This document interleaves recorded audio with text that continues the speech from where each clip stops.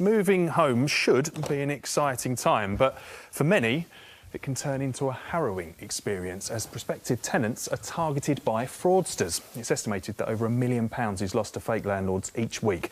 I'm joined by DI Mick Dodge from the City of London Police, who's back again, and David Mundy, who was the victim of a property scam himself. Good morning to you both. David, I'll start with you. What happened in your situation?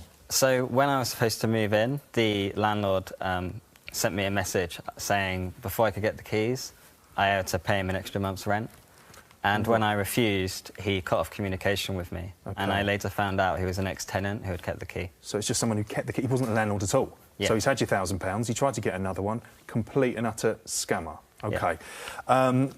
Mick, you've unfortunately seen this sort of thing happen before, though, haven't you? This type of scam. Absolutely. It happens sort of more than you'd think. How does it work? Well, typically, we call it an advance fee fraud. They're trying to get money up front from you for goods or services, or in this case, a property, when in reality, the property doesn't exist. It's been rented out to somebody else. It's been rented out sometimes to loads of other people, or like in your case, David, the landlord, or who you think's the landlord, is just a complete imposter.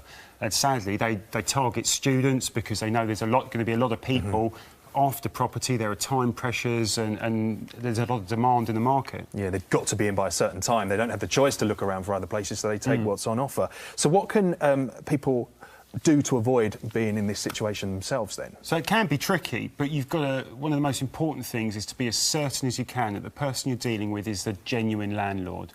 Look at documents, get a tenancy agreement, look for the gas safety certificate. If you're a student, speak to your university because they'll be able to give you some advice and guidance. And actually transferring the funds as well is an important way that you want to see them do that. When it comes to paying, never paying cash. Be sceptical if you're asked to do a money transfer service. Because that could be the same as cash. Exactly. Yeah. So what would you suggest Always then? Put money into a bank account, either do an electric bank transfer into a bank account or walk into the branch if you've got cash and put the cash across the counter. OK, great advice, Mick. Thank you. David, and to combat this type of thing, you actually set up an online system to help avoid it in the future.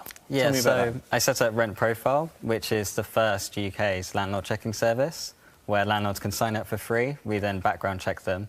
They added to a directory, which then renters can search and check the landlord really is who they say they are. Brilliant. So you've certainly made a negative situation into a positive one, so well done on that. And Mick, you're going to be back with us next week with more crime advice, and we're going to put details on our website about that landlord verification service.